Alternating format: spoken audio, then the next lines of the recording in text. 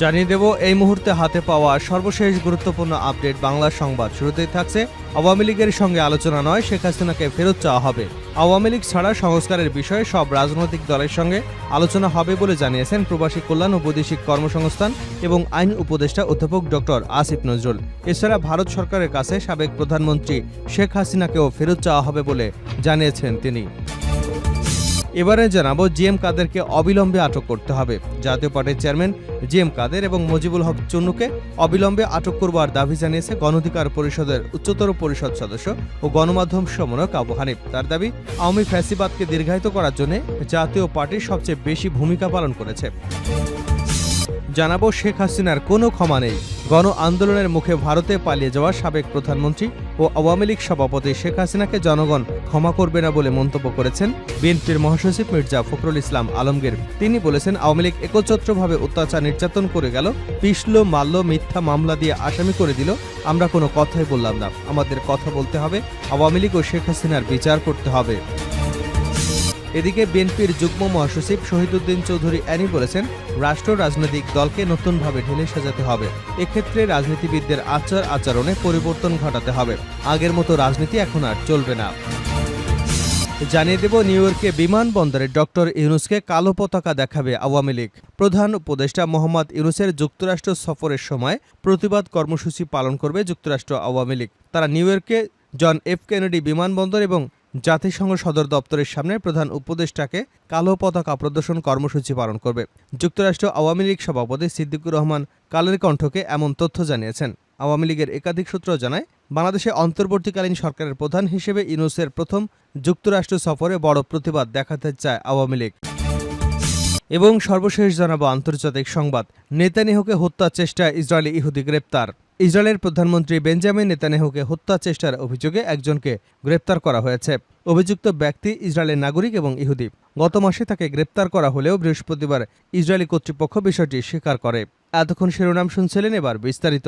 প্রিয় দর্শক, আপনি যদি এই চ্যানেলে নতুন হয়ে থাকেন, ভিডিওটি দেখতে দেখতে চ্যানেলটি সাবস্ক্রাইব করে আমাদের সঙ্গেই থাকুন। আর এই ভিডিও সম্পর্কে আপনি আপনার মূল্যবান মতামতটি কমেন্ট বক্সে জানিয়ে দিন। আর হ্যাঁ প্রিয় দর্শক, জানিয়ে দিন ভিডিওটি কোথা থেকে দেখছেন। আওয়ামী লীগের সঙ্গে আলোচনা নয়, শেখ হাসিনাকে ফেরত চাওয়া হবে আসিফ নজরুল। আওয়ামী লীগ ছাড়া সংস্কারের বিষয়ে সব রাজনৈতিক দলের সঙ্গে আলোচনা হবে বলে জানিয়েছেন প্রবাসী কল্যাণ ও বৈদেশিক সংস্থার এবং আইন উপদেষ্টা অধ্যাপক ডক্টর আসিফ নজরুল। এছাড়া ভারত সরকারের কাছে সাবেক প্রধানমন্ত্রী শেখ হাসিনাকে ফেরত চাওয়া হবে বলেও জানিয়েছেন তিনি। উপদেষ্টা পরিষদ এবং সাংবিধানিক কাঠামো সংস্কারে গঠিত কমিটির সঙ্গে বৈঠক শেষে বৃহস্পতিবার সন্ধ্যায় ফরেন সার্ভিস একাডেমিতে এক সংবাদ সম্মেলনে এসব কথা জানান তিনি। আসিফ নজরুল বলেন, সংস্কার বিষয়ে আওয়ামী লীগ ছাড়া সব রাজনৈতিক দলের সঙ্গে আলোচনা হবে। যারা গণহত্যা চালিয়েছে, হাজারেরও উপর মানুষকে হত্যা করেছে, হাজার হাজার মানুষকে আহত করেছে, যারা বিচারের ভয়ে পালিয়ে আছে, তাদের সঙ্গে আলোচনা হবে না, এটা আমার পরিষ্কার বক্তব্য। এ সময় ভারতে পালিয়ে যাওয়া শেখ হাসিনার বিরুদ্ধে হওয়া মামলার বিচারের জন্য তাকে ফিরিয়ে আনা হবে কিনা জানতে চাইলে উপদেষ্টা বলেন, ভারত সরকারের কাছে সাবেক প্রধানমন্ত্রী শেখ হাসিনাকে ফেরত চাওয়া হবে। আসিফ নজরুল জানান, অন্তর্বর্তী সরকার 6টি সংস্কার কমিশন গঠন করেছে। এগুলো অক্টোবরে কাজ শুরু করবে এবং ডিসেম্বরের মধ্যে সংস্কারের প্রতিবেদন জমা দেবে। সুষ্ঠু নির্বাচন অনুষ্ঠান ছাড়া প্রয়োজনীয় রাষ্ট্র সংস্কারের প্রাধান্য দেবে কমিটি। সংবাদ সম্মেলনে প্রধান উপদেষ্টার বিশেষ সহকারী মাহফুজ আলম, নির্বাচন ব্যবস্থার সংস্কার কমিশনের প্রধান বদিউল আলম মজুমদারও উপস্থিত ছিলেন। জিএম কাদেরকে অবিলম্বে আটক করতে হবে আবু হানিফ। জাতীয় পার্টির চেয়ারম্যান জিএম কাদের এবং মহাসচিব মুজিবুল হক চুন্নুকে অবিলম্বে আটক করবার দাবি জানিয়েছেন গণ অধিকার পরিষদের উচ্চতর পরিষদ সদস্য ও গণমাধ্যম সমন্বয়ক আবু হানিফ। তার দাবি, আওয়ামী ফ্যাসিবাদকে দীর্ঘায়িত করার জন্য জাতীয় পার্টির সবচেয়ে বড় ভূমিকা পালন করেছে। বিকেলে রাজধানীর কদমতলীতে এক শুভেচ্ছা বিনিময়ে এসব কথা বলেন তিনি। গণ অধিকার পরিষদ নির্বাচন কমিশন কর্তৃক নিবন্ধন পাওয়া দলের কদমতলী থানা শাখার উদ্যোগে এ কর্মসূচি পালিত হয়েছে। রায়েরবাগ বাসস্ট্যান্ড থেকে মিছিলটি শুরু হয়ে কদমতলী থানার বিভিন্ন এলাকা প্রদক্ষিণ করে। মিছিল শেষে সংক্ষিপ্ত পদসভায় আবু হানিফ বলেন, ছাত্র জনতার আন্দোলনে কদমতলী এলাকার মানুষ যে সাহসী ভূমিকা পালন করেছেন তা স্মরণীয় হয়ে থাকবে। আজকে বিপ্লবের মধ্য দিয়ে নতুন বাংলাদেশের এক নতুন চাঁদাবাজ ও দখলদারদের উৎপত্তি হয়েছে। আপনারা সাবধান হয়ে যান, তা না হলে শেখ হাসিনার চেয়েও ভয়ঙ্কর পরিণতি আপনাদের জন্য অপেক্ষা করছে। তিনি আরও বলেন, আওয়ামী ফ্যাসিবাদদের দীর্ঘায়িত করার জন্য জাতীয় পার্টি সবচেয়ে বেশি ভূমিকা পালন করেছে। যাত্রাবাড়ি থানা জিএম কাদেরের নামে হত্যা মামলা হলেও তাকে আটক করা হচ্ছে না। তিনি প্রতিদিনই মিডিয়াতে কথা বলছেন। অবিলম্বে জিএম কাদেরকে আটক করতে হবে। এছাড়া শেখ হাসিনার দোসর মুজিবুল হক চুন্নুকেও আটক করতে হবে। আবু হানিফ বলেন, দেশের আইনশৃঙ্খলা পরিস্থিতি স্বাভাবিক করার জন্য জেলা পর্যায়ে সেনাবাহিনীকে যে ম্যাজিস্ট্রেসি ক্ষমতা দেওয়া হয়েছে তা ইতিবাচক হিসেবে দেখছে গণ অধিকার পরিষদ। আমরা মনে করি এখনকার পরিস্থিতির উন্নতি করার জন্য এর বিকল্প ছিল না। দেশপ্রেমিক সেনাবাহিনী দ্রুতই পরিস্থিতি স্বাভাবিক করবে, এটা আমাদের প্রত্যাশা। নির্বাচনের জন্য যারা অস্থির হয়ে আছেন তাদের বলবো, আপনারা গত 15 বছর অনেক জুলুম অত্যাচারের শিকার হয়েছেন, আর একটু ধৈর্য ধরেন। দলের উচ্চতর পরিষদের সদস্য আব্দুল জাহের বলেন, আওয়ামী লীগের পতন হলেও এখনও রাষ্ট্রের প্রতিটি সেক্টরে ফ্যাসিবাদী ব্যবস্থা রয়ে গেছে। এদেশ থেকে ফ্যাসিবাদী ব্যবস্থার মূলোৎপাটন করা না পর্যন্ত গণ অধিকার পরিষদের আন্দোলন চলমান থাকবে। শেখ হাসিনার কোনো ক্ষমা নেই মির্জা ফখরুল। গণ আন্দোলনের মুখে পালিয়ে যাওয়া সাবেক প্রধানমন্ত্রী ও আওয়ামী লীগ সভাপতি শেখ হাসিনাকে জনগণ ক্ষমা করবে না বলে মন্তব্য করেছেন বিএনপির মহাসচিব মির্জা ফখরুল ইসলাম আলমগীর। তিনি বলেন, আওয়ামী লীগ একচ্ছত্রভাবে অত্যাচার নির্যাতন করে গেল, পিষল, মারল, হত্যা করল, মিথ্যা মামলা দিয়ে আসামি করে দিল। আমরা কোনো কথাই বললাম না।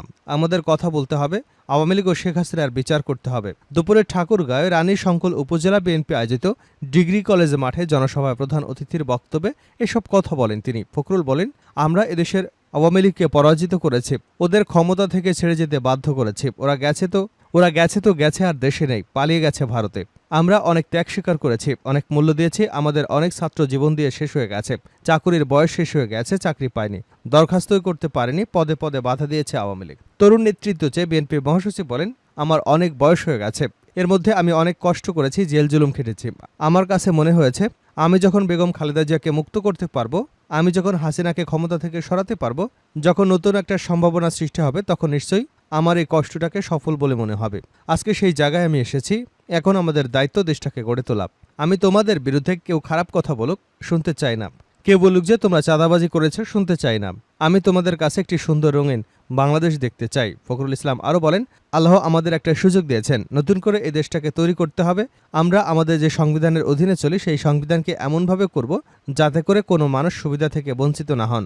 দেশের সাধারণ মানুষ যেন তার পাওনা ঠিকমতো বুঝে পান। তিনি বলেন, মানুষের বৈষম্য দূর করতে হবে, শুধু চাকুরের ক্ষেত্রে নয়, সবকিছুতেই। আর ঘুষ বন্ধ করতে হবে। এটা এমন একটা ব্যাধি হয়ে গেছে, অসুখ হয়ে গেছে, যেখানে সেখানে ঘুষ দিতে হয়। আমরা ঘুষ দেব না। হিন্দু সম্প্রদায় সম্পর্কে ফখরুল ইসলাম বলেন, আওয়ামী লীগ অনেক চেষ্টা করেছে, এমনকি ভারতের পত্রপত্রিকায় লেখালেখি হচ্ছে এদেশে হিন্দু সম্প্রদায়ের উপর অত্যাচার হচ্ছে। এদেশে এখন হিন্দু ভাইরা অনেক নিরাপদে আছেন। আগের মতো রাজনীতি এখন চলবে না, অ্যানি। বিএনপির যুগ্ম মহাসচিব শহীদুদ্দিন চৌধুরী অ্যানি বলেছেন, রাষ্ট্র রাজনৈতিক দলকে নতুনভাবে ঢেলে সাজাতে হবে। এক্ষেত্রে রাজনীতিবিদদের আচার আচরণে পরিবর্তন ঘটাতে হবে। আগের মতো রাজনীতি এখন চলবে না। দুপুরে লক্ষ্মীপুর সদর উপজেলার ভবানীগঞ্জ ডিগ্রি কলেজ মাঠে বন্যার্তদের আয়োজিত ফ্রি মেডিকেল ক্যাম্প ও পুনর্বাসন সহায়তা অনুষ্ঠানে উদ্বোধনী বক্তব্যে এসব কথা বলেন তিনি। অ্যানি বলেন, বর্তমান সময় ও তরুণ প্রজন্মের প্রয়োজনে নতুন নিয়মে, নতুন কৌশলে রাজনীতি করতে হবে। ভবিষ্যতের তরুণদের চাওয়ার প্রেক্ষিতে তারেক রহমানের পরিকল্পনা অনুযায়ী রাজনীতি করতে হবে। অ্যানি আরও বলেন, শেখ হাসিনা ও তার দোসরদের বিচারে নিশ্চিত করতে হবে। জনগণের দীর্ঘদিনের চাওয়া হচ্ছে একটি নির্বাচন, আর নির্বাচনের মাধ্যমে জনগণের সরকার প্রতিষ্ঠা করতে হবে। বিএনপির এই নেতা বলেন, তরুণ প্রজন্ম এখনও ভোট দিতে পারেনি, তাদের ভোট দিতে দেওয়া হয়নি। আওয়ামী লীগ অপরাজনীতি করেছে, তারা দুঃশাসন এবং সিলমারা রাজনীতি করেছে। এখন দেশ গড়ার রাজনীতি শুরু করতে হবে। জনগণের অধিকার প্রতিষ্ঠায় সব রকম লড়াই সংগ্রাম চলবে। জনগণ ভোট দিতে পারবে। শেষ করছে আন্তর্জাতিক সংবাদ দিয়ে। নেতানিয়াহুকে হত্যার চেষ্টায় ইসরায়েলি ইহুদি গ্রেপ্তার। ইসরায়েলের প্রধানমন্ত্রী বেঞ্জামিন নেতানিয়াহুকে হত্যার চেষ্টার অভিযোগে একজনকে গ্রেপ্তার করা হয়েছে। অভিযুক্ত ব্যক্তি ইসরায়েলের নাগরিক এবং ইহুদি। গত মাসে তাকে গ্রেপ্তার করা হলেও বৃহস্পতিবার ইসরায়েলি কর্তৃপক্ষ বিষয়টি স্বীকার করেছে। এক বিবৃতিতে ইসরায়েলি পুলিশ জানিয়েছে, ৭৩ বছর বয়সী মতি মামা নামে ওই ব্যক্তি দুবার গোপনে ইরানে যান। তিনি সেখানকার গোয়েন্দা কর্মকর্তাদের সাথে বৈঠক করেন। ইরানি গোয়েন্দারা পরিকল্পনা প্রস্তুত করে তাকে প্রশিক্ষণ দেন এবং হত্যার দায়িত্ব দিয়ে ইসরায়েলে পাঠান। এ কাজের জন্য তাকে টাকাও পরিশোধ করেছে তেহরান। মতি মামুনের মূল টার্গেট ছিল নেতানিয়াহুকে হত্যা করা। এছাড়া তেহরানের চাহিদা মতো প্রতিরক্ষামন্ত্রী ইউব গ্যালন্ট এবং দেশটির অভ্যন্তরীণ গোয়েন্দা সংস্থা শিন বেতের প্রধান রোরেন বার্কেও হত্যা চেষ্টার লক্ষ্য ছিল। শিন বেত ও পুলিশের তদন্ত অনুসারে মামুন একজন ব্যবসায়ী ছিলেন। তিনি তুরস্কে দীর্ঘকাল বসবাস করেছেন। সেখানে তুর্কি এবং ইরানি নাগরিকদের সাথে তার ব্যবসায়িক ও সামাজিক সম্পর্ক ছিল। এ সূত্র থেকে ইরানি গোয়েন্দারা তার সঙ্গে যোগাযোগ করে, কিন্তু ইসরায়েলি গোয়েন্দারা আগে থেকে বিষয়টি জেনে যায়। অভিযুক্তের পরিকল্পনা ব্যর্থ হয়। গ্রেপ্তার করা হয় মামানকে। বর্তমানে তাকে ব্যাপক জিজ্ঞাসাবাদ করা হচ্ছে। প্রসঙ্গত 2023 সালের 7 অক্টোবর ইসরায়েলের ভূখণ্ডে গাজা উপত্যকা নিয়ন্ত্রণকারী গোষ্ঠী হামাসের যোদ্ধাদের অতর্কিত হামলার পর ওই দিন থেকেই সেখানে অভিযান শুরু করে ইসরায়েলি বাহিনী, যা এখনও চলছে। হামাস যোদ্ধাদের হামলায় ইসরায়েলে 1200 জন নিহত হয়েছিল। এর পাশাপাশি 242 জনকে জিম্মি করে ধরে নিয়ে গেছিল যোদ্ধারা। তাদের মধ্যে এখনও 101 জন জিম্মি হামাসের কবজায় রয়েছে। অন্যদিকে ইসরায়েলি বাহিনীর হামলায় গাজায় এখন পর্যন্ত 41,000-এরও বেশি নিরীহ ফিলিস্তিনি প্রাণ হারিয়েছেন। আহতের সংখ্যা ছাড়িয়েছে 90,000। এই হত্যাযজ্ঞের জন্য ইসরায়েলের প্রধানমন্ত্রী বেঞ্জামিন নেতানিয়াহুকে মোটা দাগে অভিযোগ করা হচ্ছে। ফিলিস্তিনপন্থী অনেকেই নেতানিয়াহুকে গ্রেপ্তার বা হত্যা করতে মরিয়া। এছাড়া তেহরানে হামাস প্রধান ইসমাইল হানিয়া গুপ্ত হত্যার শিকার হবার পর প্রতিশোধের নেশায় মরিয়া ইরান। এরই ধারাবাহিকতায় ইরান গুপ্ত ঘাতক ভাড়া করতে পারে। তবে অনেকেই বলছে লেবাননের সঙ্গে চরম উত্তেজনা মুহূর্তে এ ধরনের অভিযোগের ভিন্ন উদ্দেশ্য থাকতে পারে। কোনো দেশের ক্ষমতাসীন প্রধানমন্ত্রীকে হত্যা চেষ্টার অভিযোগে ইরানকে অভিযুক্ত করা গেলে আন্তর্জাতিক চাপে পড়বে তেহরান।